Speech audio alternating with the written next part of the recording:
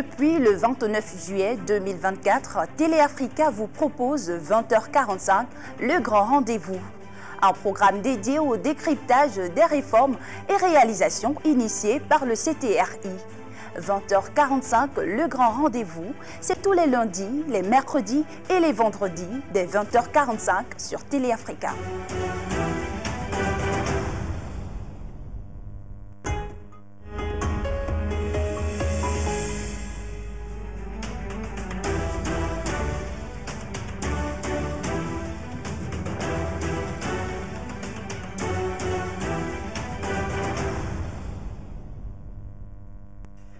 Madame, Monsieur, bonsoir et merci d'être en direct sur Téléafrica dans le cadre de ce programme spécial qui revisite un peu l'an 1 du comité de transition pour la restauration des institutions à la tête du Gabon. L'actualité reste dominée évidemment hors de nos frontières par cette visite de travail et d'amitié qu'effectue le numéro 1 gabonais à Kampala, en Ouganda, presbytère Oligui Nguema, qui a eu un tête-à-tête avec son homologue ougandais Yoweri Museveni, le chef de l'État gabonais, qui par la suite a d'ailleurs visité une usine qui fait dans la fabrication du textile à base de coton. Mais ce n'est pas le sujet principal de cette émission. Dans ce troisième numéro de votre rendez-vous, le grand rendez-vous 20h45, j'ai le plaisir de recevoir sur le plateau Pepesi Ogolinguede, Madame Pepesi Ogolinguede, en sa qualité de députée de la transition. Elle est également médiatrice de la paix de la CEAC et membre du RENAFEM. Madame Ogolinguede, bonsoir. Je reçois également sur le plateau Hermina Akonzon, épouse Kabinda, c'est bien ça. Elle va me Sami Kanda, voilà, elle est présidente du Women Go for Peace, c'est bien ça. Et comme troisième invité, Maïnou Joani, responsable projet au sein de l'organisation non gouvernementale Malachi. Elle est également coordinatrice nationale du PayCop Gabon. Bonsoir madame. Bonsoir. Merci donc à toutes les trois, alors que je vais tenter de replacer mon micro si j'y arrive tout à l'heure. Alors on va parler ce soir dans ce plateau spécial de questions liées aux droits des femmes, à la protection des droits de la femme dans notre pays, à la lumière évidemment de ces conventions signées par le Gabon sur le plan international, mais aussi à la lumière des différentes politiques élaborées par les gouvernements qui se sont succédés dans notre pays depuis 1960 pour essayer de faire un point sur l'évolution justement de ces politiques-là, de voir comment est-ce que la société gabonaise aujourd'hui évolue en matière de protection des droits des femmes. Vous êtes donc des personnes ressources pour nous aider à avoir une idée précise sur le chemin parcouru, le long chemin parcouru par le Gabon, mais faire aussi un point, mettre le marqueur sur ce qui a pu être fait pendant 12 mois, on va dire, depuis que le comité de transition pour la restauration des institutions est à la tête du Gabon.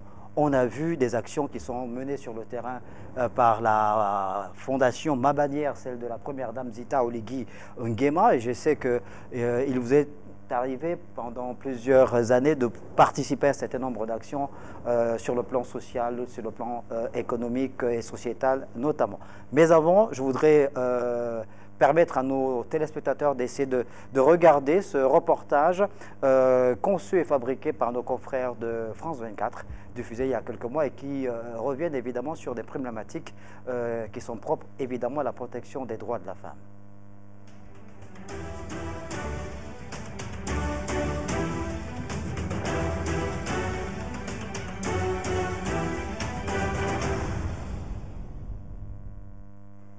Voilà, je vous propose donc de regarder ce reportage signé France 24 qui met le curseur sur des problématiques liées à la protection des droits de la femme de par le monde, évidemment, la population mondiale, plus de 8 milliards d'habitants, mais la moitié de ces 8 milliards, évidemment, est représentée par plus de la moitié par les femmes qui sont plus nombreuses que les hommes et qui, au quotidien, vivent certaines difficultés qui, justement, font en sorte que l'Organisation des Nations Unies enjoint au gouvernement des différents pays du monde de doubler d'efforts dans le cadre de la protection des droits de la femme. On regarde ce reportage. Réinvestir l'espace public, c'est la mission que s'est donnée ce groupe de motards et de cyclistes. À l'occasion du 8 mars, ces Pakistanaises apprennent à conduire des deux roues. Une découverte pour la plupart d'entre elles, Dans le pays, les femmes au volant restent rares. Certains hommes affirment que certaines activités ne conviennent pas aux femmes. Mais si les femmes peuvent gérer les tâches domestiques et gagner leur vie, pourquoi ne peuvent-elles pas faire du vélo pour le plaisir? Partout dans le monde, comme en Thaïlande, le 8 mars, c'est l'occasion pour des millions de femmes de réaffirmer leurs droits et de lutter contre les inégalités. Ici, au Kazakhstan, les revendications portent notamment sur la lutte contre les violences faites aux femmes. Des femmes sont tuées simplement parce qu'elles sont des femmes. Nous devons commencer par là. Au Kazakhstan, aujourd'hui, l'écart salarial entre les hommes et les femmes persiste. La discrimination systématique fondée sur le sexe se poursuit. Et partout dans le monde, il reste encore du chemin, parfois beaucoup. À l'occasion du 8 mars, l'UNICEF a rendu un nouveau rapport sur les mutilations génitales que subissent les femmes. Selon l'organisation, à ce jour, plus de 230 millions de filles ou de femmes à travers le monde ont été excisées. Voilà, c'était donc un reportage signé France 24. Vous venez de regarder ce reportage, mesdames, dans lequel nos confrères de France 24 reviennent sur certaines problématiques, certains problèmes que les femmes de par le monde vivent au quotidien. Là, on a par exemple vu les femmes pour la première fois, c'était au Pakistan, qui montaient sur une moto. C'était une révolution dans ce pays-là, le Pakistan, parce que les femmes étaient jusque-là privées de pouvoir avoir ce privilège-là, de pouvoir conduire une moto, PPC au Gouléguédé. Est-ce qu'au XXIe siècle, quand vous regardez ce type de reportage, vous êtes davantage, je veux dire, déterminé à lutter pour qu'on entende enfin les causes des femmes? Merci, Snella. Je voudrais profiter déjà de l'occasion d'abord pour vous dire merci et rendre un hommage mérité à une grande figure de leadership féminin qui nous a quittés, Madame Yolande Nyanda, pour dire que justement, quand on voit la vie de certaines de nos aînés qui nous ont précédés dans ce combat et les difficultés auxquelles les femmes sont encore confrontées aujourd'hui, ça nous donne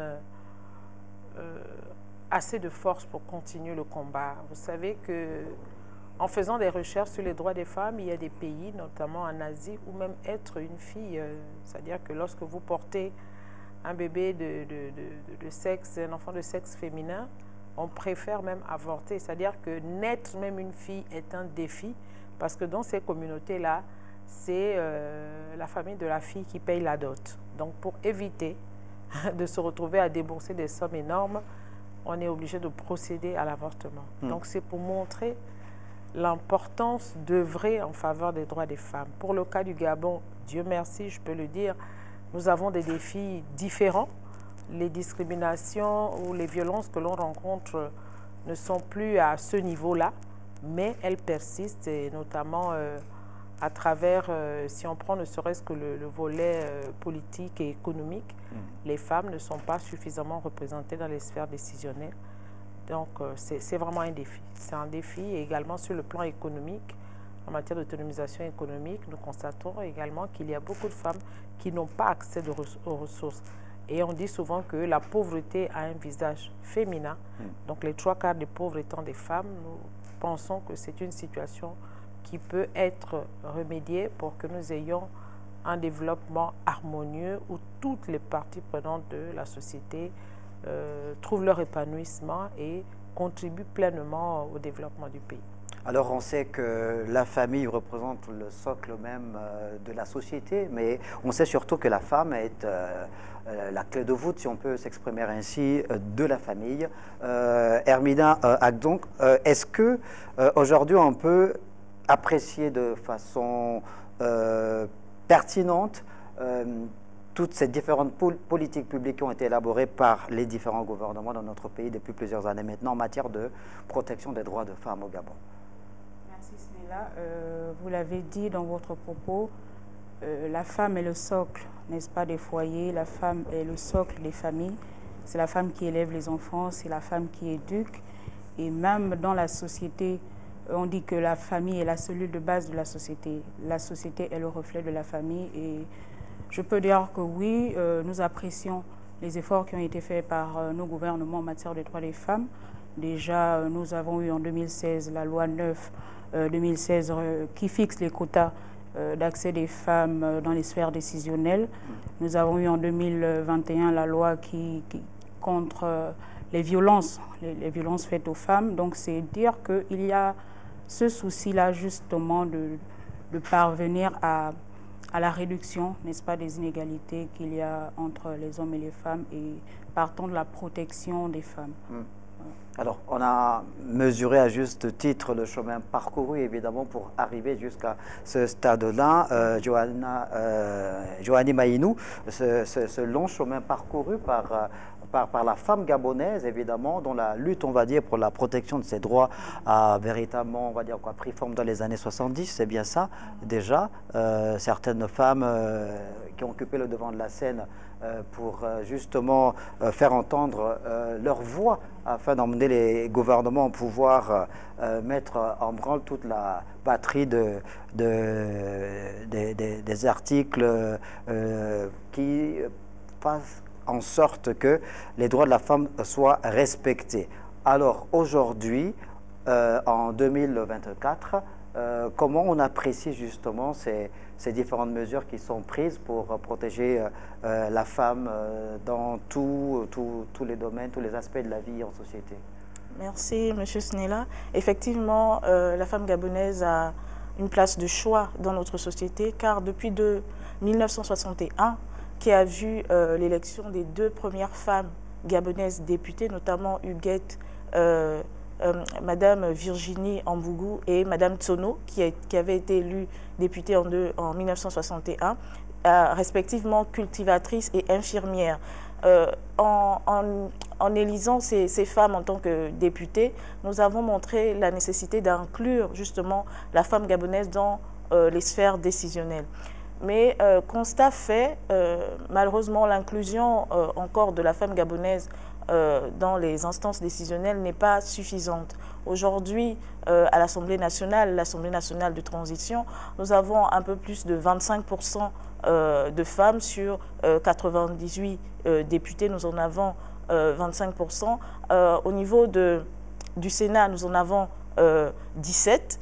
C'est des efforts, mais il faut en faire encore un peu plus. La femme gabonaise, c'est une représentation de 52% de notre population. Donc, c'est dire vraiment la place qu'elle occupe au sein de notre population, mais aussi la nécessité justement d'avoir cette femme qui, à la fois maman, à la fois infirmière, à la fois qui est justement celle qui est au centre du foyer, qui occupe justement ces postes importants pour avoir une société inclusive, pour avoir cette très belle société qui est justement marquée par l'article 9 de notre charte de la transition qui veut l'égalité des sexes. Mais pour avoir cette égalité, il faut avoir plus de femmes dans les instances décisionnelles. Il faut avoir toutes les femmes, commerçantes, infirmières, enseignantes et autres, au sein des instances décisionnelles. PPC Ogolé-Guédé, alors le pourcentage que Joanny Maïnou vient de donner est assez révélateur. Est-ce qu'on peut considérer que cette constitution ou composition des 2 chambres du Parlement gabonais en cette période d'exception a été une sorte de rendez-vous manqué? Parce que là, les parlementaires n'ont pas été élus, n'ont pas participé à des élections pour être élus, ont plutôt été nommés. Est-ce que ça ne veut pas dire qu'on aurait pu nommer plus de femmes? Avant de répondre à votre question, je voudrais faire un petit rappel historique. Nous avons assisté ces 10 dernières années à des réformes. S'il y a quelque chose de bien qui a été fait dans le régime sortant, donc à l'actif du président Ali Bongo et de Madame Sylvia Bongo, son épouse, c'était vraiment de corriger la domestication des engagements internationaux, notamment la Convention pour l'élimination de toutes les formes de discrimination ratifiée par le Gabon en 1983 et qui n'avait pas été entièrement domestiquée. Nous avions également la résolution 1325 sur les femmes, la paix et la sécurité. C'est de là que part le quota de 30%. Donc toutes ces réformes consistaient uniquement à actualiser en fait le respect de nos engagements. Nous arrivons au 30 août. Effectivement, nous aurions pensé, et ça les femmes ont fait des plaidoyers, qu'au minimum les 30% auraient été respectés dans toutes les institutions, dans tout ce qui a été fait.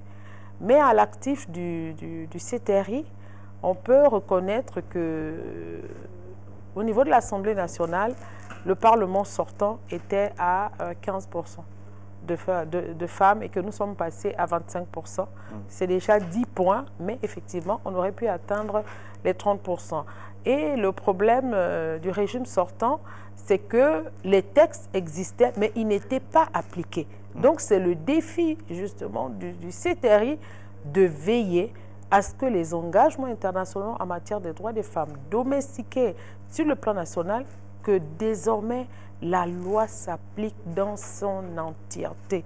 Qu'on ne prenne pas tout simplement des dispositions juridiques pour dire qu'il y a eu domestication, pour avoir de bons points à l'international, mais il faudrait que les femmes vivent réellement l'accès à ces droits-là.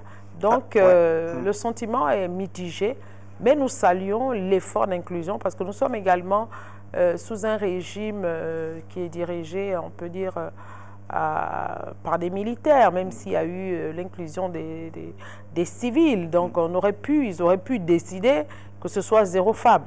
Donc, nous pouvons saluer cet effort d'inclusion de 25% à l'Assemblée nationale, 20% au Sénat, 26% au gouvernement, 26% au dialogue national inclusif. Donc, on tourne autour de la vingtaine, mais en termes d'indicateurs, ce n'est pas bien perçu à l'international.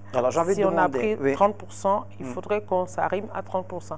Et on a même pris l'engagement, et là, nous pouvons saluer vraiment le soutien du président de la transition, président de la République, qui a fait passer le taux dans les conclusions du dialogue de 30 à 40%. Donc nous souhaiterions que ces 40%, cet engagement, soit respecté pour que les femmes puissent véritablement être représentées à hauteur de 40% et que tout ce potentiel inutilisé des femmes puisse être mis à contribution. On va revenir d'ailleurs sur ce point en ce qui concerne les recommandations du dialogue national inclusif. Le marqueur met sur les questions liées aux droits des femmes. Hermina Agzong, alors tout à l'heure, Mme Pepesi Ogolinguede a également illustré le fait qu'il y a eu une évolution dans la représentativité des femmes au niveau du Parlement, par exemple. Par exemple, donc, quand on parle de 15 à 25%, c'est déjà un bon qualitatif et en avant.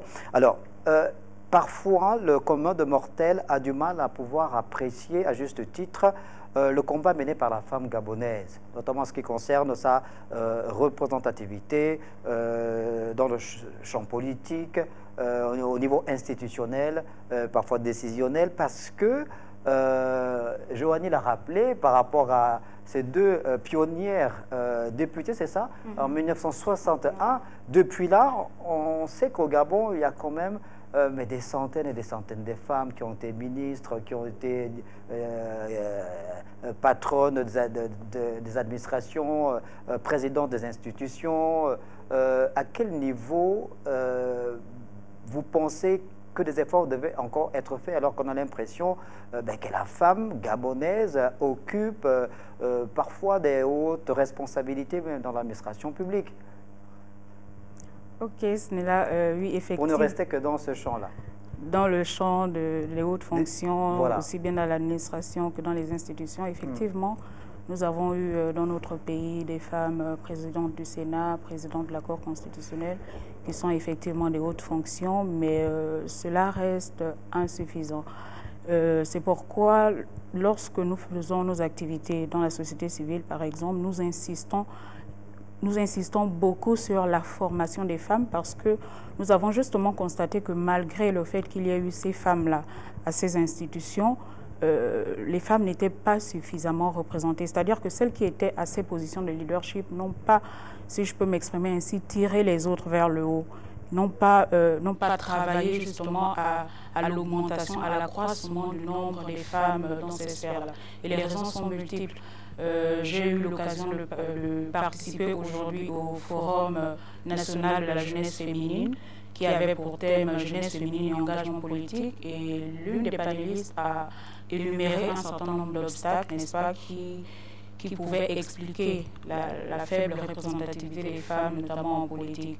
On pouvait relever les pesanteurs socioculturelles, on pouvait relever le manque de formation. C'est pourquoi je disais tantôt que dans la société civile aujourd'hui, on insiste sur la formation des femmes. Et pour parler de l'ONG Malachi, depuis l'année dernière, cette ONG organise des formations avec le soutien des partenaires techniques et financiers, justement pour inciter l'engagement politique des femmes, parce que c'est vrai, nous avons eu des femmes, mais nous pensons que ce n'est toujours pas suffisant. Donc nous voulons mettre les bouchées doubles afin que ce nombre-là aille croissant. Alors, le Gabon a l'un des taux de scolarisation les plus élevés en Afrique, et même l'un des taux d'alphabétisation les plus élevés en Afrique. Pourtant, quand on fait le point sur la déperdition scolaire, on fait le constat que les filles sont majoritaires par rapport aux hommes, Joanie. On dit que la pauvreté pourrait être l'une des causes de cette situation-là. Il y a des mécanismes qui ont été mis en relief pour essayer d'y remédier. Sur quel aspect le gouvernement devrait-il davantage s'appuyer ou appuyer pour justement inverser la courbe? Alors là, je vais vous partager mon expérience justement politique en tant que jeune. J'ai été candidate lors des élections locales 2023 et constat fait justement la jeune fille gabonaise, il y en avait très peu de jeunes filles candidates aux élections, notamment dans le 2e arrondissement de la commune d'Akonda. Revenons à votre question, juste sur la question de l'éducation de la jeune fille. Effectivement, la jeune fille, bien que scolarisée, malheureusement, on note encore de gros aspects de déperdition dans ce sens, tout simplement parce que, à côté de la scolarisation, il faut également ce qu'on appelle dans certains pays le mentorat. Il faut que la jeune fille aussi soit mentorée. Il faut qu'on arrive à avoir des mentors à la fois politiques pour ces jeunes filles, mais aussi des mentors sur d'autres aspects qui vont justement orienter ces jeunes filles à avoir une vision et des objectifs pour leur vie à la fois scolaire mais également plus tard professionnelle. Il faut, à côté de notre éducation scolaire, adosser à cela une éducation également dans le cadre de l'engagement citoyen. J'ai aujourd'hui un peu plus de 15 ans dans la société civile à travers l'ONG Malachi et d'autres plateformes associatives.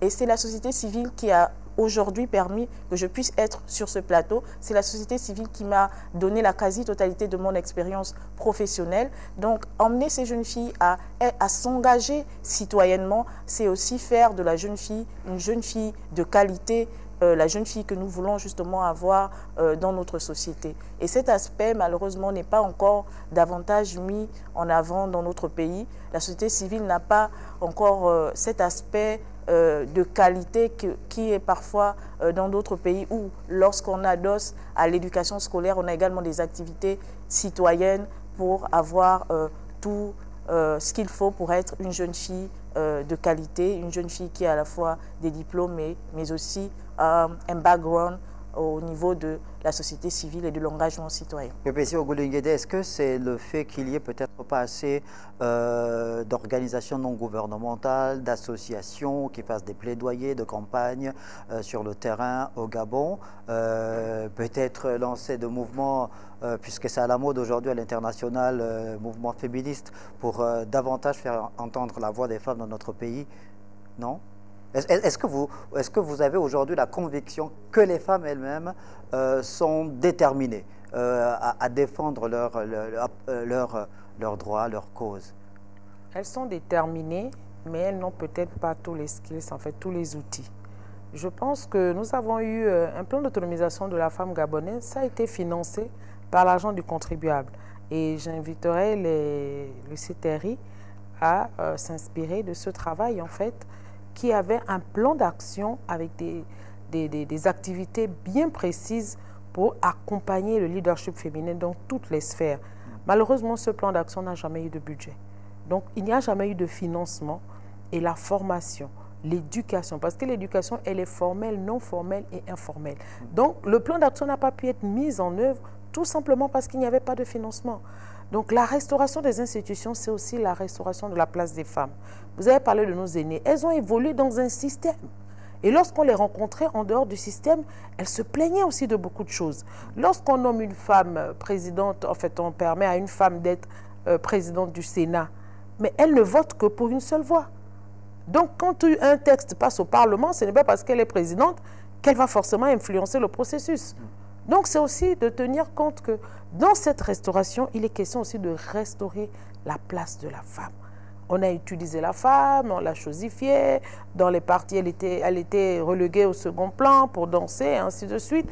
Donc, le nouveau Gabon, ou le Gabon futur que nous voulons, le Gabon de l'essor vers la félicité, c'est aussi le Gabon où la femme gabonaise pourra être à côté du président. Vous voyez, dernièrement, le secrétaire d'État adjoint américain a été reçu par le chef de l'État.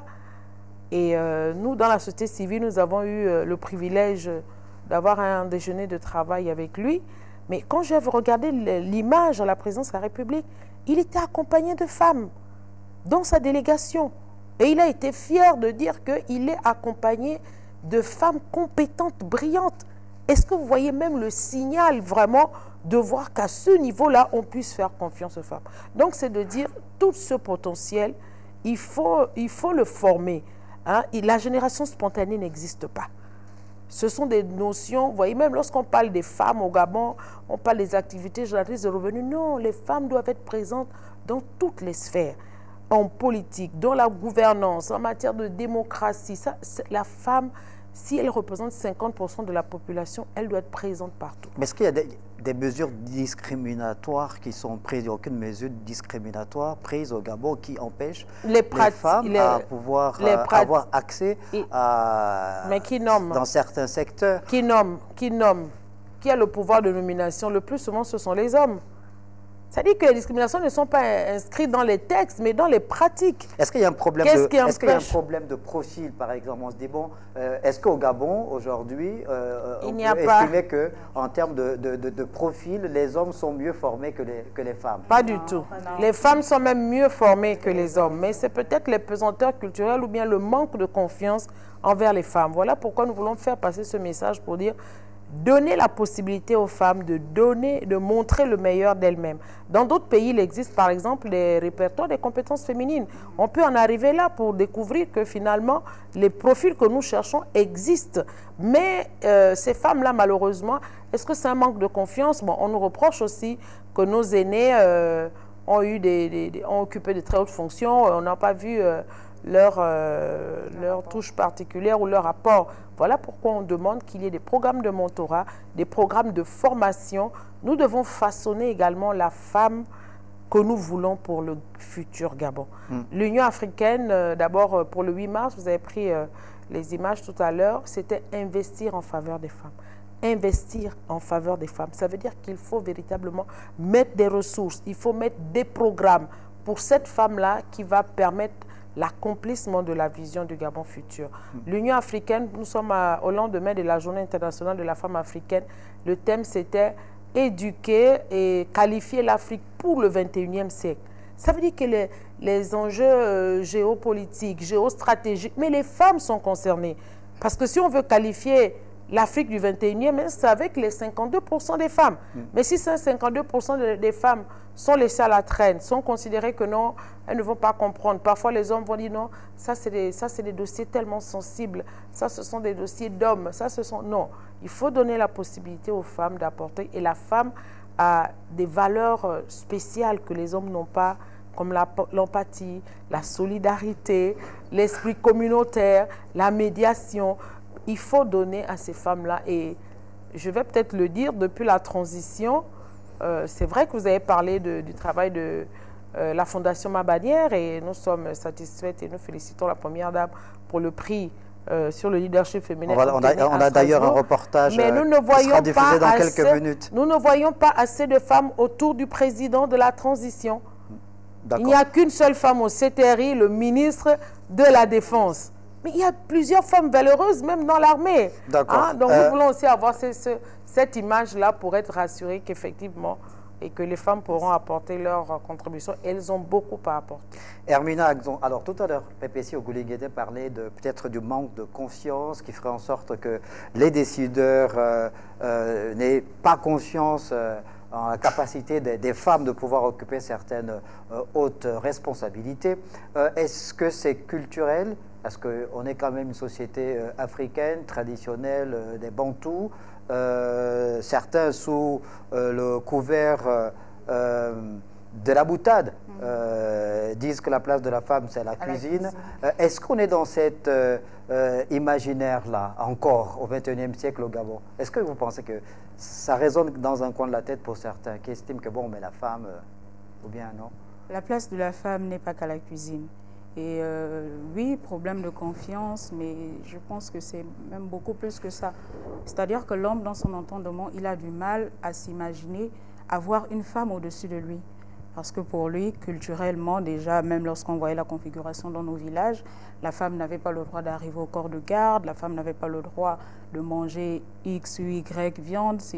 Ce sont des choses qui ont été perpétrées et puis les hommes, ils ont grandi avec ça. Et du coup, aujourd'hui, malgré la modernisation des sociétés, ils ont du mal justement à accepter que la femme puisse, à côté de lui, diriger. Parce qu'il n'est pas question d'exclusion. En réalité, aujourd'hui, lorsqu'on parle du droit des femmes, les hommes, ils nous disent « Non, mais les femmes, qu'est-ce que vous voulez? Est-ce que vous pensez que vous êtes au-dessus de... » Non, il n'est pas question d'être au-dessus. Nous voulons cette inclusion-là, travailler à côté des hommes, travailler avec les hommes, travailler au même titre que les hommes. Si un homme peut être président d'une institution, pourquoi pas une femme? À compétences égales, ben, on veut pouvoir avoir accès aux mêmes fonctions, accès aux mêmes postes. Parce que l'honorable vous l'a dit tout à l'heure, les femmes, ce n'est pas un problème de formation. Les femmes sont formées, parfois même mieux formées que les hommes. Mais malheureusement, parce que ce sont les hommes qui décident, eh ben, elles se retrouvent parfois reléguées au second plan. Les hommes qui décident et les hommes qui dirigent. Évidemment qu'on est encore en pleine célébration de la décennie de la femme au Gabon. C'était bien ça, 2015-2025. C'est bien ça. Il reste un an, évidemment. Le CTRI a le défi de relever justement cette autonomie, cette égalité d'ici l'année prochaine. D'accord. On a parlé tout à l'heure de la Fondation Mabadière. On va donc proposer à nos téléspectateurs de regarder ce reportage dans lequel la première dame du Gabon, Zita Oligui Nguema, reçoit donc sa distinction dans le domaine de ses activités, dans le domaine du leadership féminin. Un des faits marquants du récent forum universel sur le leadership féminin tenu à Strasbourg reste en point douté la distinction décernée à la première dame du Gabon à travers la Fondation Mabadière. Au cours de ces assises qui ont réuni un parterre de personnalités à la cause féminine, Zita Oligui Nguema a été honorée du prix d'honneur universel du leadership féminin. En main propre, la distinction lui a été remise par la présidente du Sénat de la transition, Paulette Missambo, qui conduisait en son nom la délégation gabonaise. Pertinence du champ d'action de votre fondation et surtout l'envergure de ses ambitions lui ont valu la plus haute distinction du forum. Ce prix que nous considérons comme un encouragement à aller plus loin dans votre soutien à la femme gabonaise. Dans son adresse de circonstance, la première dame du Gabon s'est dite honorée, non sans louer le mérite des membres de la délégation gabonaise à Strasbourg. Vous avez honoré notre pays, le Gabon, et vous avez porté haut, brillamment, la voix de notre pays par vos différentes interventions.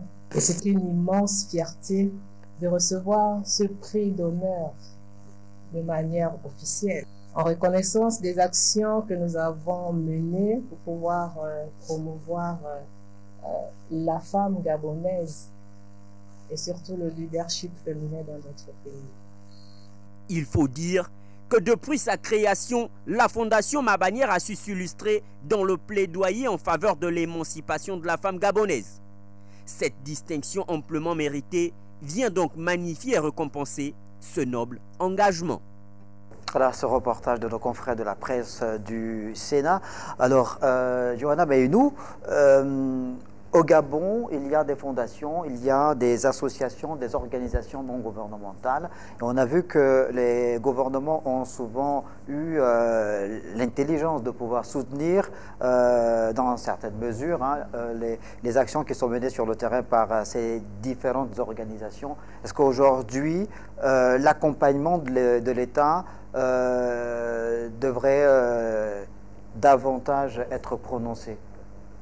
Merci encore, Snella. Alors, pour revenir sur cette question, déjà saluer les avancées dans ce sens, car lors d'un dernier Conseil des ministres, justement, les fondations aujourd'hui ont la possibilité de bénéficier d'une subvention, ce qui n'existait pas avant. Mais ce qu'il faut noter, c'est que la société civile, au-delà des fondations, il y a également les associations, et c'est un peu plus de 1000 associations. Il y a une centaine qui sont sur le terrain, mais les associations gabonaises, malheureusement, ne sont pas encore subventionnées. Pour ne citer que l'ONG Malachi, qui existe depuis 2008 et qui a mené de nombreuses actions dans plusieurs domaines, l'autonomisation économique de la femme, les actions relatives à la réduction de la pauvreté, et d'autres associations, Women Go for Peace, ONG Cris de femmes et autres. Mais malheureusement, ces associations fonctionnent parfois à fonds propres, ou alors lorsque un partenaire donne la possibilité de financer un programme. La société civile est cette instance qui a la possibilité d'être proche des populations. Et pour même faire un lien avec la question du chômage, la société civile est une niche d'emploi. Si les associations ont une subvention, ces associations pourront employer des jeunes filles, des jeunes Gabonais au sein de leur structure associative. Si les associations ont la possibilité d'avoir des financements de projets, ont la possibilité d'être associés lors de certaines actions pour justement sensibiliser la population gabonaise, c'est aussi justement aider certains jeunes qui sont au chômage à avoir un emploi. Donc aujourd'hui, le plaidoyer, ce serait simplement de dire au CTRI que la société civile est aussi cette niche d'emploi. Subventionner les associations, les fondations, c'est donner du travail aux jeunes, c'est donner du travail aux Gabonais tout simplement. La société civile ne demande pas une subvention pour simplement avoir une subvention, mais c'est pour avoir un impact plus grand. Si les associations, les fondations ont des financements, elles pourront aller à l'intérieur du pays. Nous revenons dans le cadre d'un projet avec l'UNOCA sur la sensibilisation à la préparation au référendum et également au NIP à l'intérieur du pays, notamment à Lambaréné et à Port-Gentil. Et constat fait, très peu de jeunes Gabonais, très peu de Gabonais de manière générale sont informés du processus, des autres étapes du processus de transition. Très peu de Gabonais sont au courant que dans les tout prochains mois, nous allons avoir une phase importante qui est le référendum. Ils ne savent même pas ce que c'est véritablement le référendum. On va aller dans quel type d'élection. Pour certains, j'ai encore à l'esprit cette question de cette maman à Lambaréné qui m'a demandé c'est quel candidat. Elle s'attend à une élection avec à un bulletin électoral avec une photo d'un candidat, alors que ce sera simplement des bulletins avec un oui et un non. Donc toute cette préparation à cette prochaine étape importante qu'est le référendum, il faut associer la société civile. Il faut permettre à la société civile d'être aux côtés des populations à travers cette association. C'est tout simplement le Gabon qui gagne. Alors, avant de revenir vers vous, PPC Ogulinguité, juste préciser une fois de plus à l'endroit de nos téléspectateurs que vous aurez évidemment l'opportunité, une fois de plus, de pouvoir interagir avec nous en nous envoyant déjà, c'est possible, vos audios ou vos vidéos moins de 2 minutes, donc 1 minute maximum au numéro WhatsApp 060 39 11 56.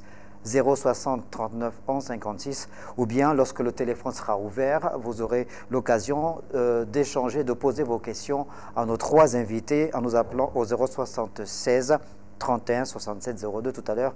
La régie, évidemment, vous mettra les numéros de téléphone sur l'écran. PPC Ogulingende, l'ONG Malaché existe depuis plusieurs années maintenant. Cette ONG a même été primée. Une reconnaissance du travail fourni par votre organisation non gouvernementale sur le terrain. Alors, est-ce que le fait que les ONG, les associations ne bénéficient pas d'accompagnement de la part de l'État, c'est le fait qu'il y a comme une forme d'absence de formation de la part de ce qui anime ces ONG ou ces associations-là? Est-ce que c'est un problème de méconnaissance de réalisation ou des projets, de montage de projets? C'est quoi exactement le problème? Déjà, à la suite de Joanie, rappelez que c'est d'abord une volonté politique. Et jusqu'au 30 août, la société civile était un peu perçue comme un concurrent aux acteurs politiques. Du coup, il ne fallait pas leur donner des ressources pour être vraiment présents sur le terrain. Et elle l'a dit, aux États-Unis, en 2012, j'y étais, il y avait 6 millions d'OSC et ça représentait 10% des emplois. La Chine a externalisé certaines missions de services publics dans le domaine de la lutte contre la pauvreté et c'est assuré par la société civile. La société civile chinoise est financée et le Gabon est l'un des rares pays au monde dont la société civile ne bénéficie de rien. Or, ces acteurs sont des alliés très stratégiques parce que la politique, c'est la gestion de la cité. À la seule différence qu'elle ne brigue pas des mandats électifs, elle travaille auprès des populations. Donc, ça a été une faiblesse importante et on peut aussi rajouter le manque de professionnalisation. Le gouvernement avait démarré. Vous savez, les premiers grands acteurs de la société civile que vous voyez au Gabon ont été formés. Il y avait un programme du Progréan, le gouvernement et les PTF qui avaient mis un programme avec une maison de la société civile à lui qui a formé les premiers acteurs de la société civile. Et à partir de peut-être une dizaine, une quinzaine d'années, on a interrompu le programme. Donc, on a beaucoup d'acteurs, mais il faut reconnaître, elle a dit 1000, ils sont près de 5000 organisés. Il y a près de 5000 organisations de la société. Parce que lorsqu'on dit société civile, ce sont les religieux, ce sont les traditionnels, ce sont les associations, ce sont les ONG, ce sont les fondations. Donc déjà, féliciter la Première Dame vraiment pour ce prix du leadership féminin. Et nous espérons que nous aurons des écoles. Dans les autres pays, il existe justement des écoles du leadership féminin qui sont comme des incubateurs. J'ai dit la génération spontanée n'existe pas. Il faudrait former ces femmes-là. La société civile aussi doit être formée. Vous avez parlé des prix. Nous allons avoir près de 20 ans de terrain et nous avons financé justement dans la formation pour devenir une organisation professionnelle. Et nous avons eu de nombreuses distinctions sur le plan national et également sur le plan international. Mais nous reconnaissons le travail qui est réalisé par tous les acteurs de la société civile. Si on prend le domaine de la lutte contre, dans le domaine du VIH-Sida, mais ce que la société civile fait, vous n'imaginez pas.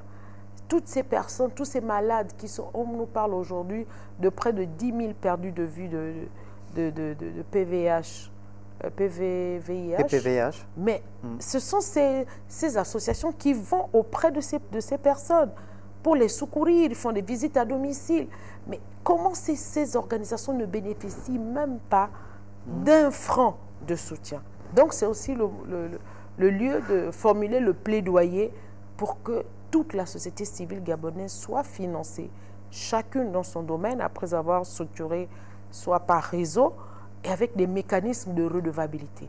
Ça peut créer des emplois et ça peut véritablement accompagner le développement communautaire. C'est vraiment un défi également que nous mettons sur la table du CTRI, parce que si on veut toucher le citoyen lambda de base, il faudrait composer avec la société civile. Et c'est ce que certains pays ont pu faire. La Chine, en 20 ans, a pu réduire la pauvreté de plus de moitié parce qu'il y a eu ce travail en synergie. Donc, jusqu'au 30 août, la société civile, non, parce qu'elle fait ombrage comme on appelle ça, aux partis politiques. Mais l'intelligence politique aujourd'hui, c'est de se servir de tous les acteurs du terrain pour pouvoir gérer la cité au mieux. Hermina Agzong, alors on est dans un processus de restauration depuis le 30 août 2023. PPC Ogoligide rappelait évidemment sur le plan politique, il y a des mécanismes qui ont été imaginés pour pouvoir accompagner les partis politiques, notamment je crois après les accords de Paris de 1994. Donc il y a pendant plusieurs années les partis politiques ont pu bénéficier des subventions de la part de l'État. Je ne dis pas que leur travail sur le terrain ne peut pas être quantifié ou vérifié par rapport à la formation de leurs militants, par exemple, mais... C'est juste que la société civile ne bénéficie pas des mêmes facilités, alors que c'est un acteur majeur du développement. Acteur majeur du développement dans notre pays. Oui. Aujourd'hui, vous considérez que la société civile reste la 5e roue du carrosse, encore? Il y a des efforts qui ont été faits, mais bon, mais c'est insuffisant, c'est ça? Oui, c'est insuffisant. Et permettez-moi, s'il vous plaît, de revenir sur ce que l'honorable disait tantôt. Elle a présenté la société civile comme un allié stratégique du pouvoir.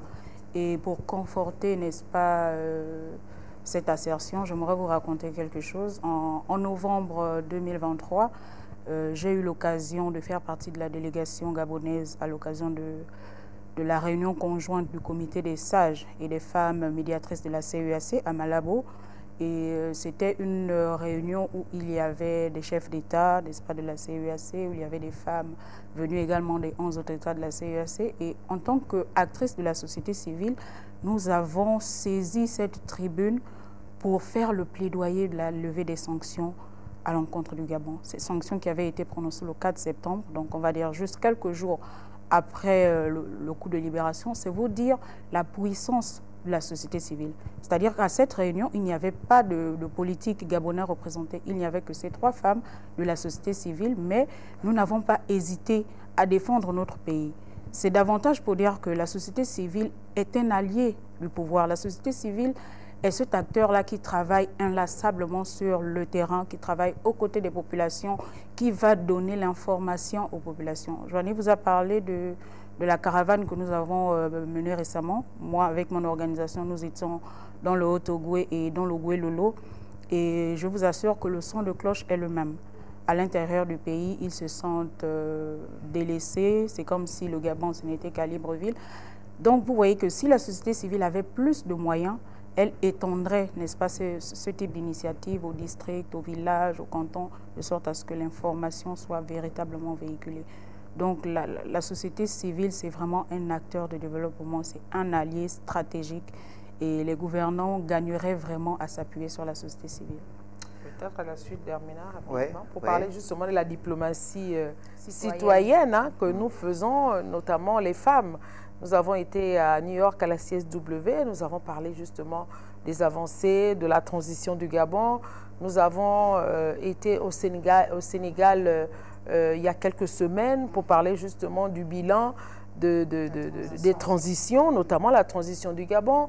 Nous étions à Sao Tomé, nous étions au Cameroun, nous faisons le tour du monde.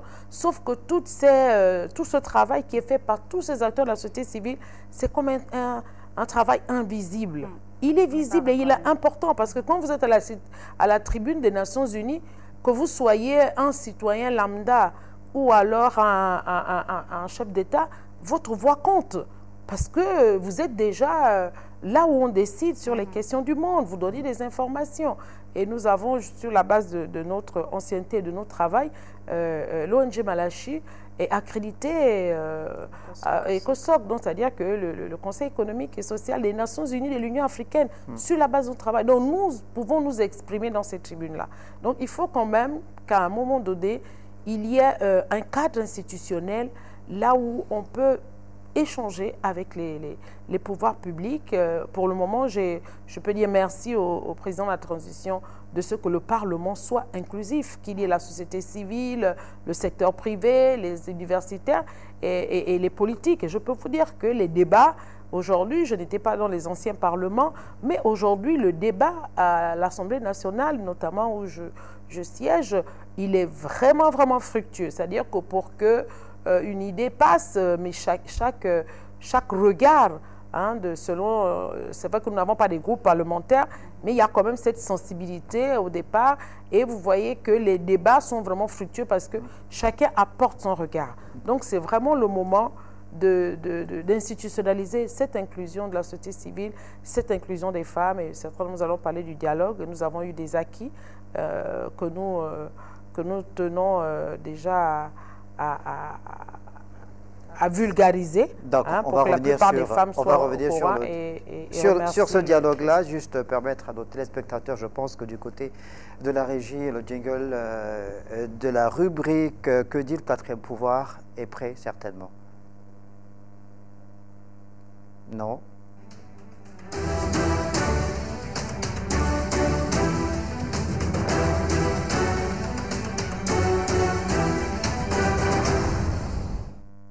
Non, il n'était pas prêt, plutôt Vox Populi, Vox Dei, évidemment la voix du peuple c'est la voix de Dieu.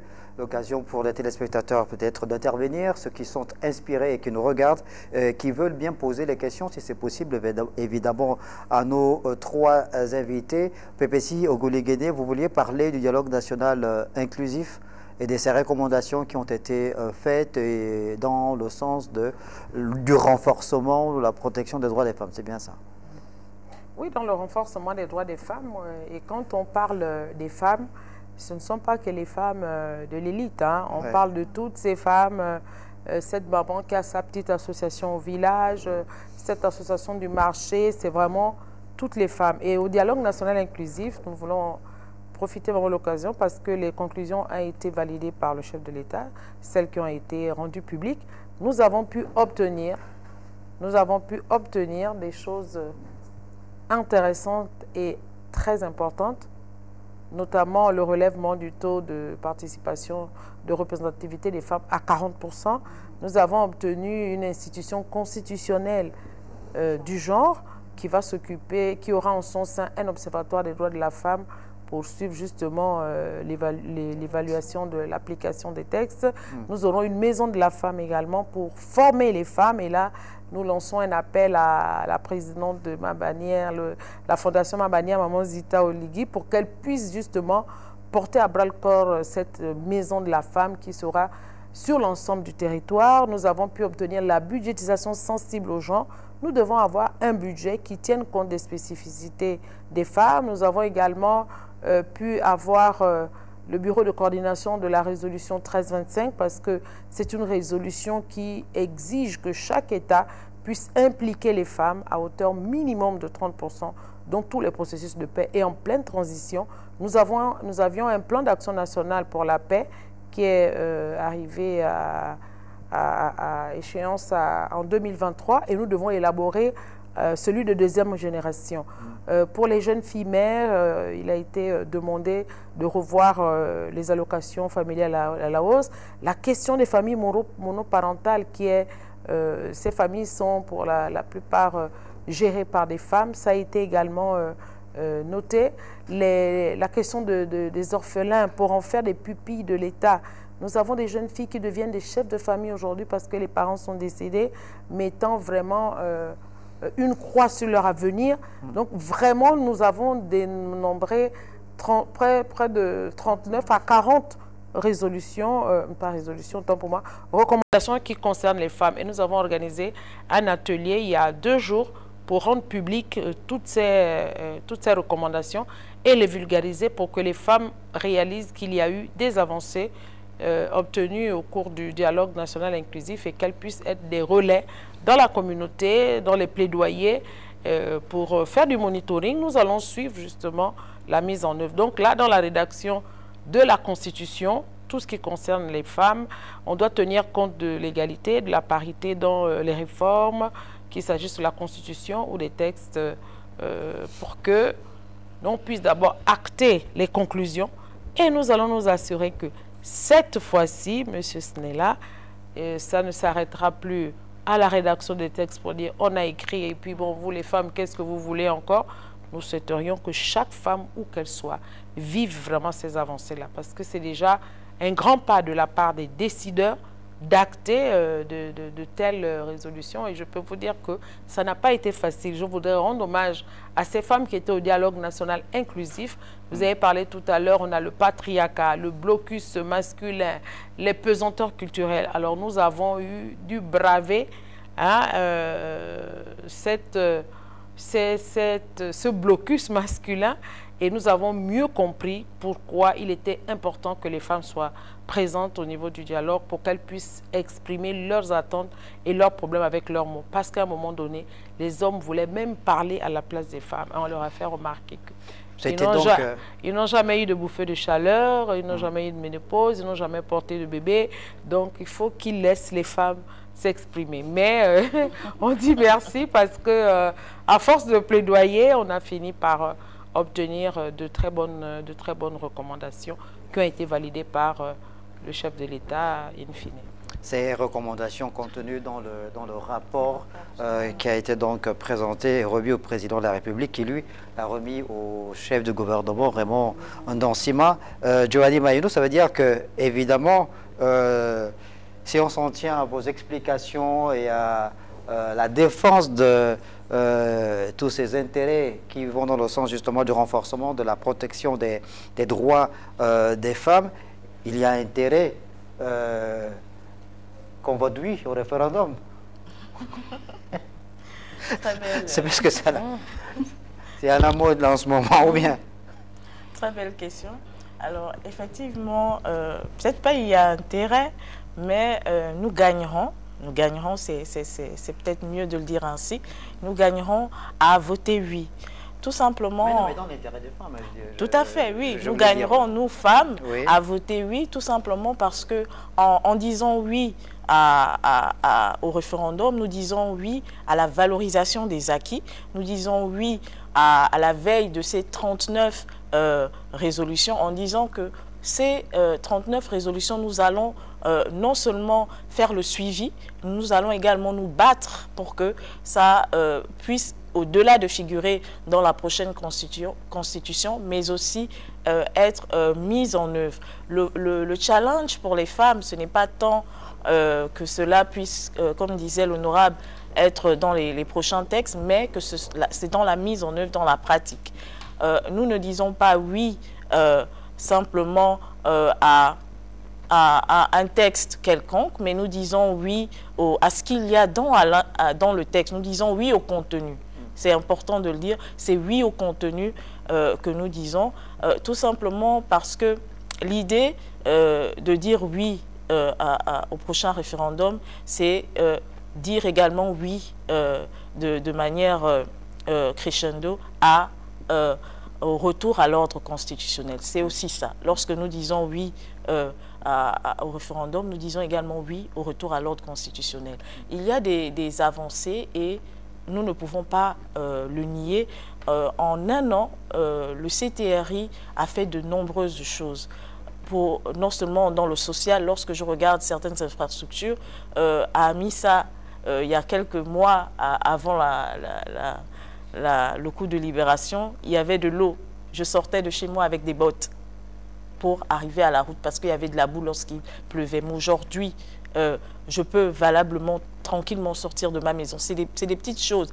Les attentes sont grandes, mais à côté de cela, nous disons simplement encore en termes de plaidoyer aux décideurs, c'est que pour avoir cette constitution qui va avoir l'assentiment de tous, il faut travailler le terrain.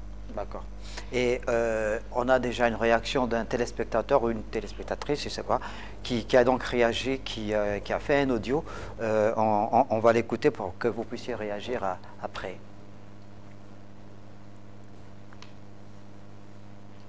Monsieur Snella Ange Pambo, et bonsoir à mes très chers invités. Je suis Monsieur Moreau et j'ai bien voulu réagir par rapport à cette émission que je trouve très intéressante. Voilà, donc sur la problématique évidemment de la place de la femme dans la société gabonaise. Il est tout à fait légitime que les femmes revendiquent des droits, ça c'est tout à fait légitime et fondé du moment où dans la société elles ont été longtemps marginalisées et même culturellement, parce que lorsque nous observons les différentes cultures du Gabon, l'idée est clairement acquise que la femme est discriminée. Mais il faut toutefois aussi noter que c'est un fait historique, parce que ce sont des faits, ce sont des réalités qui restent dans l'histoire. Voilà, donc depuis les années 2000, on peut noter aujourd'hui que la femme jouit pleinement de sa citoyenneté autant que l'homme aujourd'hui. On n'a même pas eu besoin d'attendre les grands projets de développement sur l'émancipation de la femme, sur l'égalité des sexes des Nations Unies pour libérer la femme au niveau du Gabon. La femme, elle s'épanouit au même titre que l'homme dans la société gabonaise. Et partant de ce fait, moi je m'interroge sur la question de savoir qu'est-ce que les femmes veulent de plus exactement. Qu'est-ce que les femmes veulent de plus exactement, d'autant que notre constitution recommande l'égalité des citoyens, quel que soit le sexe. Quel que soit le sexe. Il n'y a pas un texte dans nos lois qui discrimine la femme en matière de scolarité, par exemple, en matière d'entrepreneuriat. Pas du tout. Moi, je pense plutôt que cette problématique doit être traitée autrement. Elle doit être traitée autrement. Il faudrait peut-être que les autorités et les ONG, des associations, des fondations qui militent pour l'émancipation des femmes fassent un travail sur les jeunes femmes, surtout, qui aujourd'hui me semblent beaucoup paresseuses. Hein, beaucoup paresseuses parce que aujourd'hui, on les voit un peu partout, plutôt que de s'intéresser à des petits métiers.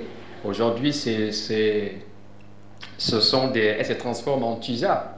Donc, plutôt que de seulement s'intéresser à l'aspect formation, moi, je pense qu'il faut que ces associations travaillent à booster, à transformer les mentalités de nos jeunes femmes d'abord, parce que tout commence là.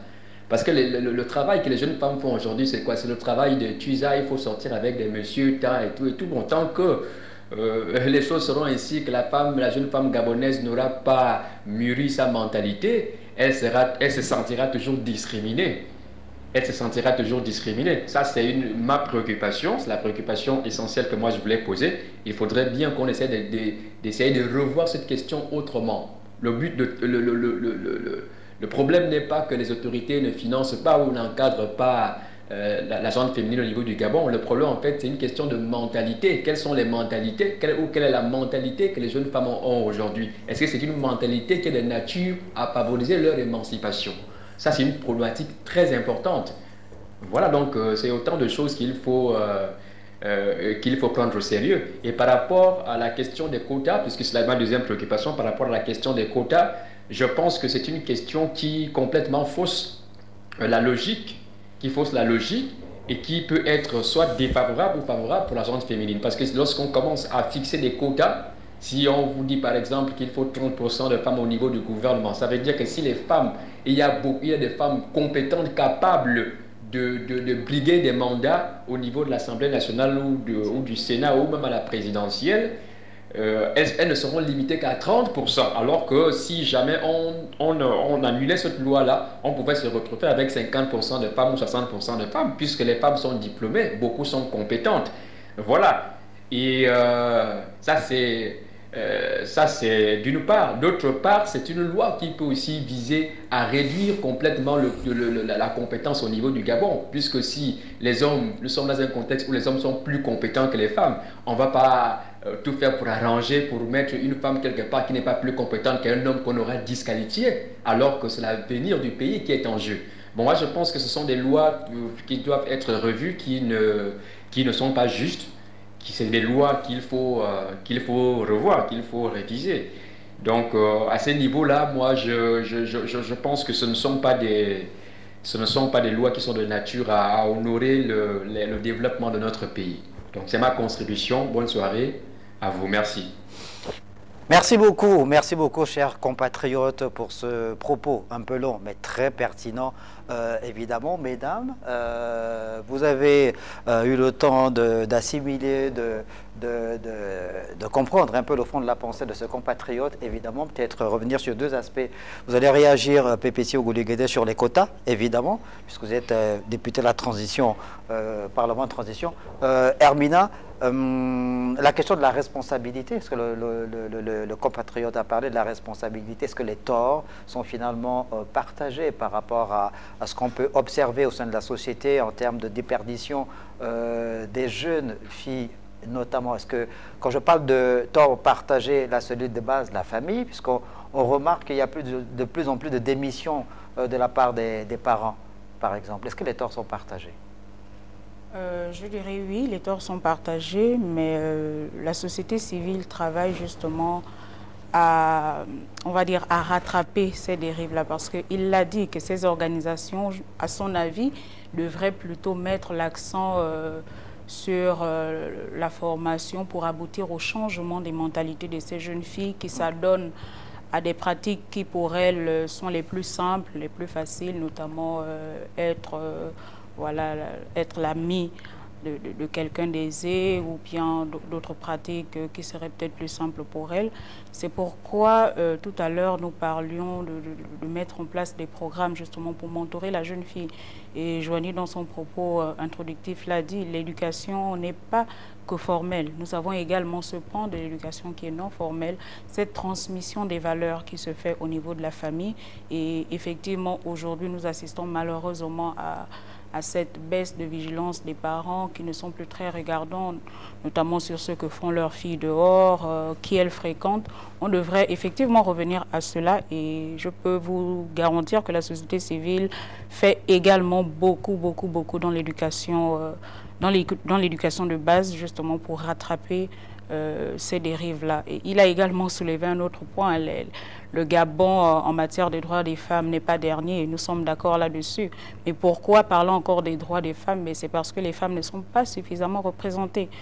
Pour ne prendre que la sphère décisionnelle, pourquoi penser que les postes de responsabilité sont réservés qu'aux hommes parce qu'ils seraient plus compétents? Non, on l'a dit tout à l'heure, les hommes ne sont pas plus compétents que les femmes. Et pourquoi c'est lorsqu'il s'agit des femmes qu'on pose la question de la compétence? Est-ce que tous les hommes qui sont aux affaires, tous les hommes qui occupent des postes de responsabilité sont tous compétents?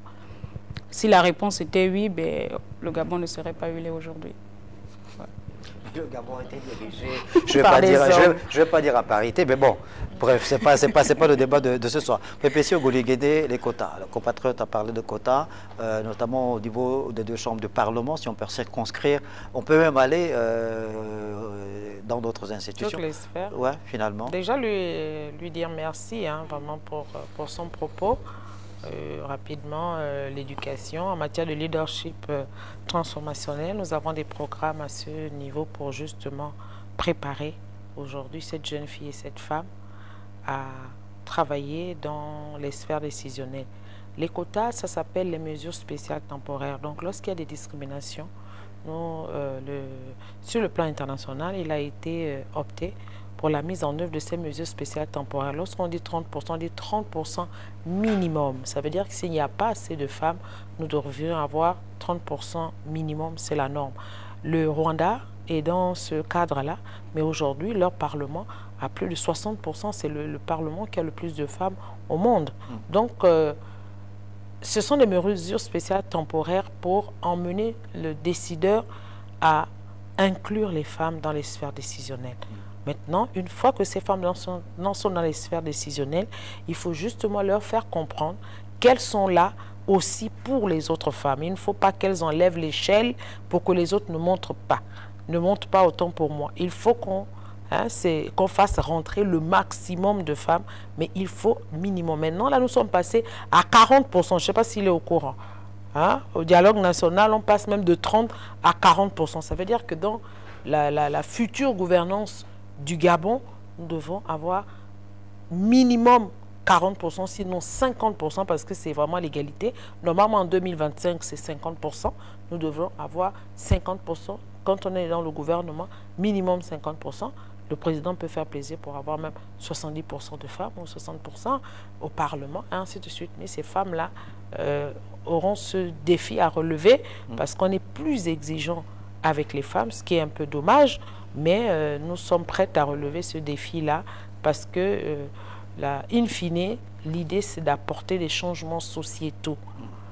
Comment rattraper tous ces déficits de développement, comment apporter des réponses innovantes dans le domaine de la pauvreté, dans le domaine du chômage, dans le domaine... Non, vraiment, il faut que ces femmes-là qui sont à la base, je me demande souvent comment ces femmes qui élèvent seules des enfants arrivent à leur donner à manger, arrivent à les envoyer à l'école. Donc, elles font preuve vraiment de génie. C'est ce génie-là qu'on voudrait également voir au niveau des sphères décisionnelles pour corriger les problèmes et apporter vraiment des solutions innovantes.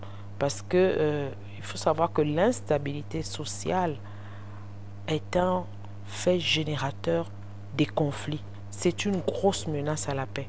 Voilà. Donc, on va justement y revenir tout à l'heure lorsqu'on mettra le marqueur sur ces quelques chiffres clés mis en relief par la FAO notamment. Alors on est dans la dernière demi-heure de cette émission, on l'a dit, c'est désormais l'occasion pour vous de pouvoir interagir avec nos invités qui sont sur le plateau en appelant ou en envoyant des messages audio, notamment sur WhatsApp au 060 39 11 56 ou en nous appelant au 076 31 67 02. Tout à l'heure, on remettra évidemment ces numéros de téléphone. Et d'ailleurs, pour des informations plus pratiques par rapport à cette opération, je vous propose de regarder ce spot.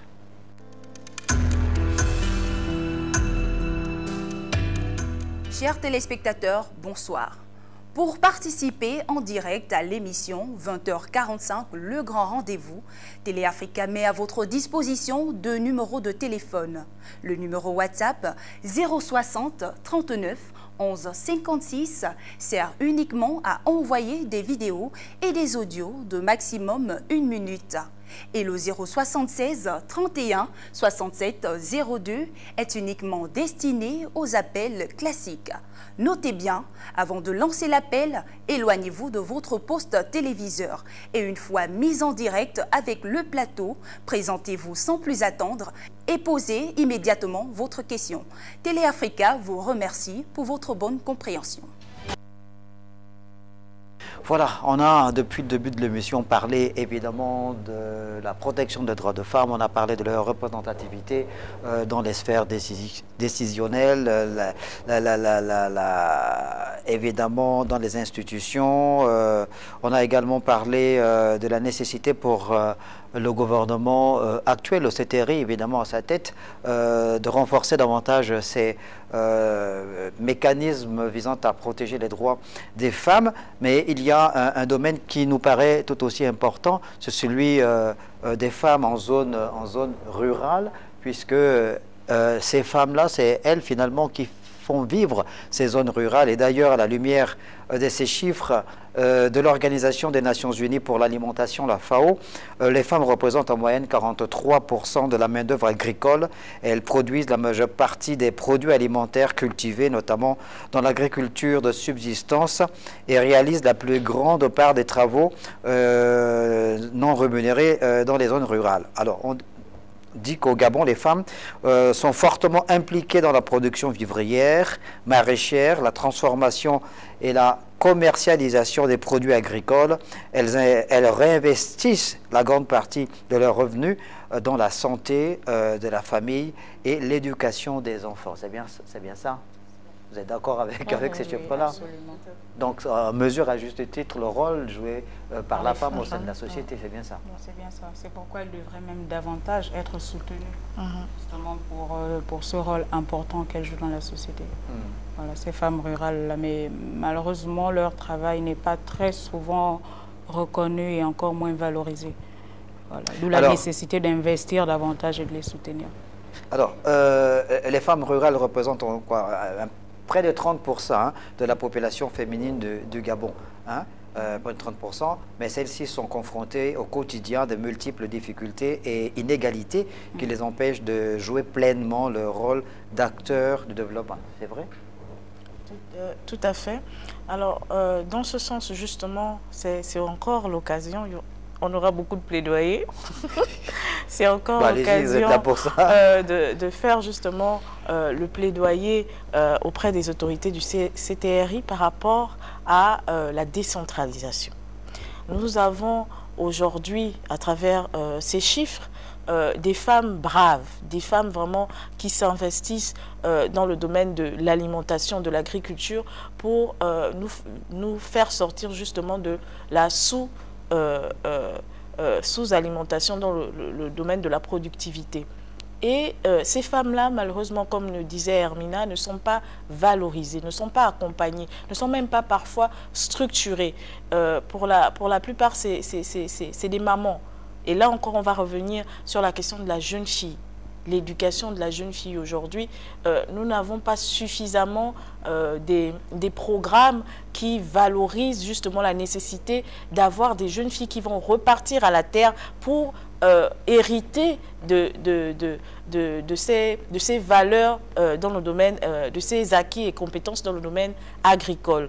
Donc il nous faut aujourd'hui justement accompagner ces femmes rurales à travers la structuration de leur activité. Pourquoi pas les mettre en réseau? Pourquoi pas ne pas demander justement aux collectivités locales d'accompagner ces femmes-là? Lorsque le chef de l'État a fait la tournée républicaine, on a vu justement l'engouement des femmes. On a encore vu les femmes en avant. On a vu ces nombreux cadeaux, des bananes, on a vu du manioc. C'est le fruit de leurs mains. Il faut justement valoriser ces femmes-là, les accompagner, les aider à se structurer, à avoir des activités génératrices de revenus qui va justement permettre la réduction de la pauvreté, mais qui va mettre en avant nos produits locaux, qui va emmener pourquoi pas des investisseurs dans l'arrière-pays pour nous faire avancer dans le domaine agricole. Et pour y arriver, PPC Ogoligede, la FAO estime qu'il faut relever le niveau d'instruction de la femme rurale et sa représentation dans les instances de prise de décision, moderniser l'outil de production, favoriser et promouvoir l'accès des femmes aux investissements, au financement évidemment. Ouais. Tout a été dit, tout a été dit. Je crois que ces femmes ont besoin de programmes spécifiques parce qu'elles vivent des réalités différentes de celles qui sont en ville. Et ça s'est encore accentué avec le conflit homme-femme.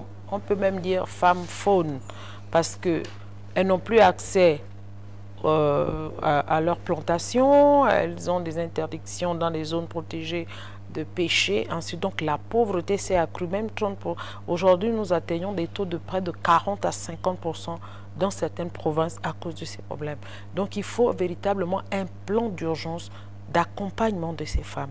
Il faut rendre leur travail moins pénible. Elles sont obligées d'aller très loin pour faire des plantations. Elles sont obligées d'aller très loin pour aller prendre du bois, puiser de l'eau, avec tous les risques que ça comporte. On a parlé tout à l'heure, on n'a pas assez parlé des violences. Donc on assiste aujourd'hui à un taux important de féminicide, là où vraiment tuer une femme, ça devient quelque chose de banal. Il faut que les autorités vraiment prennent ce problème à bras-le-corps. Il faut un programme spécifique pour les femmes rurales. Et même nous, lorsque nous allons dans toutes les conférences internationales à l'échelle mondiale, que ce soit aux États-Unis, en Europe et tout, on dit toujours qu'il faut repartir travailler avec les femmes rurales. Il faut qu'il y ait une connexion entre ces femmes et les femmes de la ville. Nous assistons, on a parlé de la jeune fille, à un taux d'exode rural important. Nous avons de moins en moins de jeunes dans les villages et ces femmes qui ont déjà atteint le 3e âge sont obligées de continuer à travailler vraiment dans la difficulté. Et je voudrais profiter de l'occasion pour faire le lien avec le référendum. Vous voyez que tout ça ne peut se faire que lorsque nous serons revenus à l'ordre constitutionnel. Il faudrait qu'on revienne à l'ordre constitutionnel le plus rapidement possible. Voici les raisons pour lesquelles je pense que si les populations sont bien édifiées sur les défis, sur les enjeux, le oui devrait l'emporter. Parce que c'est le oui qui nous permettra de revenir au-delà du texte, même de la Constitution, qui doit contenir les conclusions du dialogue et les aspirations du peuple. Nous faisons confiance aux autorités du CTRI pour traduire cela. Mais nous devons revenir à l'ordre constitutionnel. Nous devons avoir un président élu qui pourra être justement un président qui sera élu sur la base d'un projet de société avec ses axes prioritaires dans le projet de société, et les populations pourraient lui demander de rendre des comptes. Or, aujourd'hui, le président de la transition n'est pas un président élu. Donc, nous émettons des vœux. Il a fait de son mieux pour faire un certain nombre de réalisations, mais le focus aujourd'hui pour le président, c'est la restauration des institutions et c'est l'organisation des prochaines élections. Donc, il est important pour nous, pour rattraper le retard observé et tous ces problèmes auxquels sont confrontées les femmes, si nous voulons vraiment nous en sortir, nous devons tout faire pour revenir à l'ordre constitutionnel le plus rapidement possible et pouvoir avoir accès à tout ce qui a été dit par la FAO, qui résume la réalité. Ces femmes ont besoin d'une assistance. Il faut un plan d'urgence pour le monde rural. Tout le monde va au village, mais c'est pathétique. À l'époque, quand on allait au village, on n'avait pas besoin d'emmener du riz, on n'avait pas besoin d'emmener des cuisses de poulet. La preuve, les parents appelaient ça des produits embaumés. Non, on n'emmenait pas vos produits embaumés ici. Nous, on mange du naturel, on mange bio, on mange frais. Mais c'est triste de voir que lorsque vous partez de la ville, vous devez maintenant apporter les produits. Mais la réalité aussi sur le terrain, la réalité aussi dans nos zones rurales, Hermina, c'est qu'il y a un dépeuplement justement de ces zones rurales ou un vieillissement de la population. La plupart des personnes qui y vivent encore, notamment dans certains... Il faut des investissements et des infrastructures pour motiver le dépeuplement. Il s'explique par le fait que les populations vont vers les grandes villes en espérant avoir des meilleures conditions de vie, en espérant avoir mieux qu'au village, parce qu'au village, il n'y a rien. Qu'est-ce qu'on fait?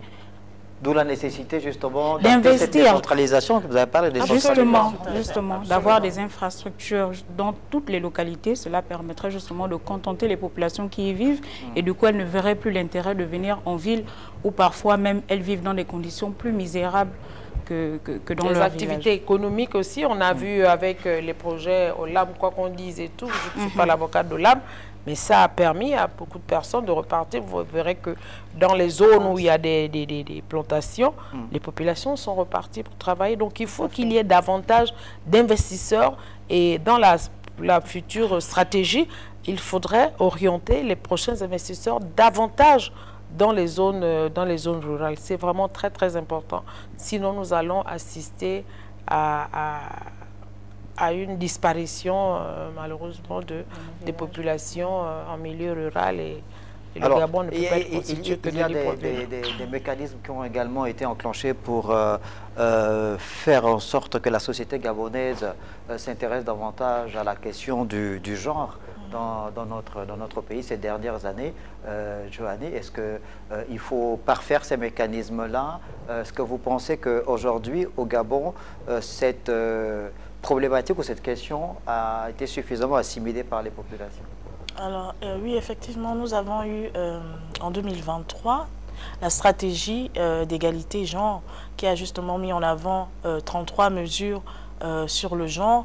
Nous avons également plusieurs lois qui reviennent encore sur la question du genre. L'article 9 de la Charte de la transition, l'article 55 également de la Charte de la transition revient également sur la question du genre. Mais il est effectivement vrai que la question du genre est encore très mal perçue.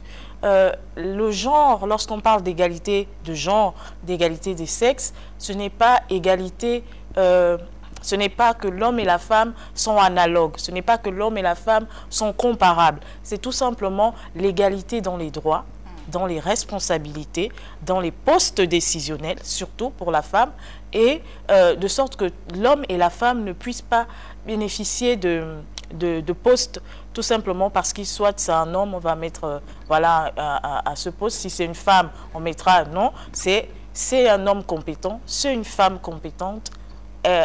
Ils sont au même niveau, ils ont les mêmes chances, égalité des chances, c'est cela le terme, ils ont les mêmes chances pour ce poste. Donc l'égalité des sexes aussi, c'est important de le dire, c'est un droit.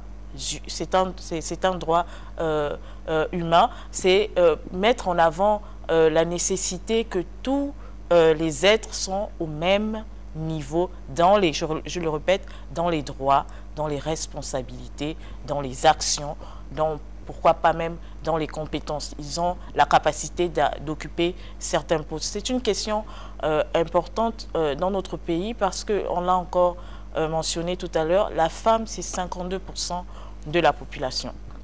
Ne pas permettre à la femme d'occuper certains postes décisionnels, c'est malheureusement la marginaliser, c'est ne pas respecter ces conventions que nous avons ratifiées qui met en avant les questions de genre. C'est tout simplement renoncer à ces lois que nous-mêmes nous avons mis sur le plan national qui valorisent la question du genre. Le genre, ce n'est pas la comparaison, ce n'est pas minimiser l'homme. Non, l'homme reste le chef de famille, c'est ça la norme, mais en matière de poste décisionnel, en matière de responsabilité, l'homme et la femme ont la possibilité d'occuper des postes décisionnels. C'est tout simplement ça. Et cette société PPC Gouligédé qui devait davantage faire des efforts dans le cadre de la lutte contre les violences faites aux femmes, la violence sous toutes ses formes. Oui, effectivement, il y a eu un travail qui a été amorcé par la création du Centre de lutte contre les violences faites aux femmes et l'égalité. Vous savez, il y a des termes aujourd'hui que même dans la société, les gens rejettent. Non, ce sont des engagements internationaux qui se sont tout simplement déclinés sur le plan national. La question de l'égalité, si nous avons adopté les objectifs de développement durable, l'ODD 5 parle de l'égalité. Elle l'a dit, c'est l'égalité en termes de droits. Droits et opportunités. Qu'on soit une femme ou un homme, lorsqu'on a les mêmes compétences, nous devons avoir accès aux mêmes opportunités. Et les violences faites aux femmes constituent justement une problématique. Pourquoi ce combat de lutte contre les violences faites aux femmes n'arrive pas à porter les résultats escomptés? De nombreuses femmes vivent en dessous du seuil de pauvreté. Nous assistons aujourd'hui à ce qu'on appelle encore les mariages alimentaires. C'est-à-dire qu'une femme pense que pour disposer des ressources, il faut qu'elle aille dans un foyer. Et dès qu'elle va dans un foyer où elle est dépendante, elle n'apporte rien. Elle n'est pas à l'abri de violence. Et à chaque fois qu'elle va vouloir s'exprimer, ce monsieur va lui rappeler, si ce sont tes histoires de droit, en tout cas, tu peux prendre la porte. On a vu des cas où des femmes ont été même victimes de violences avec des coups et blessures. Lorsqu'elle va au centre, au bout de 2 à 3 jours, elle dit « Ah, je vais repartir parce que c'est lui qui s'occupe de ma famille, c'est lui qui s'occupe de mes enfants. » Les questions de viol, les questions de féminicide, c'est vraiment affreux. Donc, c'est pour demander aux plus hautes autorités de veiller vraiment à cette situation. Je pense que la société aussi est malade. La société est malade. Il faut un regard. Ce problème de genre, ce problème de violence faite aux femmes, ce problème d'égalité, c'est un problème qui doit interroger la société dans son entièreté. La femme représente un potentiel, une ressource inexploitée. Pourquoi ne pas lui permettre justement d'apporter sa contribution? Et les violences, malheureusement, sont aujourd'hui entretenues par le manque de ressources. Et les violences aussi, en politique, on parle de l'accès aux sphères décisionnelles. Vous savez qu'aujourd'hui, pour une femme, moi je suis au Parlement, mais ce n'est pas évident. Lorsque vous voulez défendre même les droits des femmes, et pourtant ce sont des parlementaires de haut niveau, mais parfois ils vont vous dire comme le monsieur, qu'est-ce que vous voulez encore? C'est-à-dire que dans la société, on a tendance à banaliser, on pense que c'est juste un buzz, comme on dit au quartier, alors qu'en réalité, c'est une question de droits humains, c'est une question de justice sociale, c'est une question de développement durable. On doit mettre à contribution toutes les composantes vraiment de la société. Et la pauvreté, ce sont les femmes. Les violences, ce sont les femmes. Le VIH, ce sont les femmes. Tout ça, parce qu'effectivement, ces femmes-là n'ont pas tous les espaces nécessaires pour s'épanouir. Et tout à l'heure, en parlant du monde rural, je voulais formuler un plaidoyer. La Banque mondiale a lancé un programme de lutte contre la faim et la pauvreté au Brésil. Je pense que c'est un programme, je ne sais pas si le Gabon est éligible, c'est un programme qu'il va falloir regarder de près parce que ce n'est pas normal dans un pays comme le nôtre que des personnes n'arrivent pas à manger et que le taux de pauvreté en 2000, nous étions à 23% de taux de pauvreté. Aujourd'hui, dans certaines provinces, nous atteignons 45%. Donc, ce n'est pas le pauvre CTRI, malheureusement, qui est à l'origine. Mais comme c'est le CTRI qui est là, eh bien, ça devient le mur des lamentations et nous lui donnons justement ce dossier, que ce soit la question du chômage. Mais je le redis, faisons tout. Tout le monde doit concourir pour le retour à l'ordre constitutionnel parce qu'il y a ces urgences. Si nous voulons apporter des réponses à tous ces problèmes, il faudrait que le pays revienne vraiment à l'ordre constitutionnel. Mais les violences constituent un obstacle. Les violences, elles sont morales, elles sont psychologiques, elles sont physiques, elles sont financières, elles sont étatiques. Donc, elles concernent vraiment la vie de la femme en général. Et on aura évidemment l'occasion d'y revenir puisqu'on n'a pas fini de puiser le sujet sur ces questions pertinentes en rapport avec la protection des droits des femmes.